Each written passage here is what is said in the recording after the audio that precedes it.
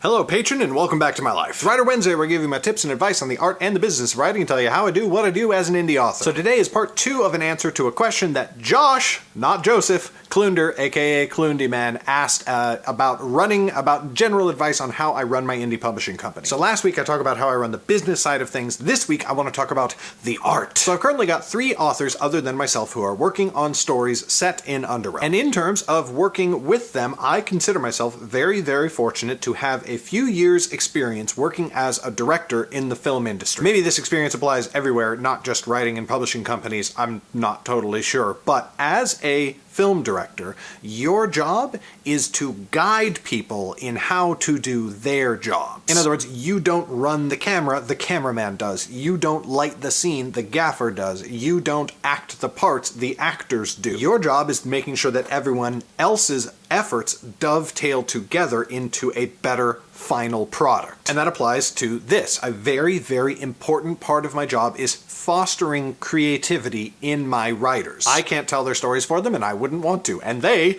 definitely wouldn't want me to. People usually become writers because they love writing, and so any creativity that I would take away from them would only take away from their enjoyment of what they're doing. And trust me, when a writer doesn't enjoy their own work, no one else does either. So my primary job is helping my writers find things in their stories for them to be excited about. I find that the more excited they are, the more I enjoy the story that they're telling as they're creating it. Now that being said, not everything is all sunshine and rainbows all the time. Sometimes there are just things to be sorted out, and sometimes there are disagreements. Again, this is where experience as a director helps, and also where working with awesome people helps, because a film director has to know when to say, okay, I see why you want to do it the way that you're doing it, and you're not wrong, but I need you to do it this other way instead. Now, first off, on the writing itself, no one has started their first drafts yet, and we're a long ways away from editing. But when it comes time to that, there are certain rules for writing in Underrealm stylistically, and those are all agreed upon beforehand. Little things in my style guide, like no one in Underrealm uses the word bitch. There are 2 differently gendered words for that, steer and sow, because bitch is just such a very gender specific and charged word in our own world that it's impossible to use without those connotations. So we get rid of that in Underrealm and we have these other 2 words instead. But there are also issues that have to be addressed on the outlining, the story creation sort of thing. And the very easiest example of how to deal with this is when somebody does something that doesn't work because of the world. So one of my authors put a scene in their outline at the end of their 3rd book, and it involved a very major character showing up and doing a major thing. And so I said, oh, well, we can't do that because that character is not going to be able to be there at that time, because I know, the big overall story of Underrealm, and I knew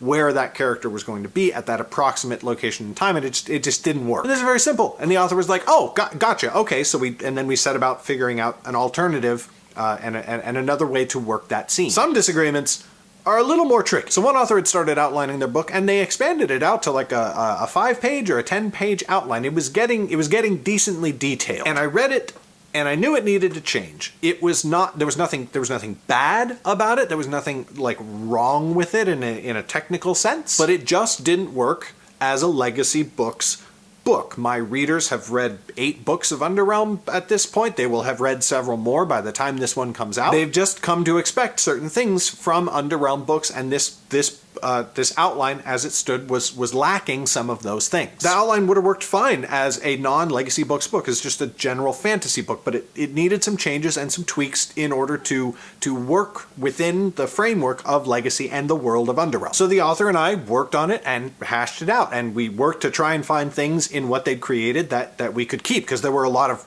good elements in the outline, right? And some of those were kept. But as far as the story itself, it was basically rewritten and re-outlined from the very beginning. But now I'm totally excited about it, and the author is too. Hopefully, they weren't just saying that, and the story works really well, just great as an addition to Underrealm, as something that legacy books readers are going to love. I hope. Now, part of managing all this is being able to express what you need and want in a manner that is easy for people to understand. This is the most underrated skill for managers, directors, executives, everybody. There are a ton of people out there and they just manhandle their subordinates into doing things the way that they want. And their companies are very chaotic and nobody likes working for them and turnover is very high. I know, I have seen it before. When you work with anyone, and I think especially when you're working with artists, you've got to develop the skill of expressing yourself in an easy to understand and assimilate manner. Both the things you say, the content and the clarity of your expression, and the way in which you express it have to be done in such a way that people can accept it easily. And if somebody does something that's not ideal or that you need them to change for some reason, try very hard to develop the ability to look at why they did it from their perspective. Try to figure out why they did the non-optimum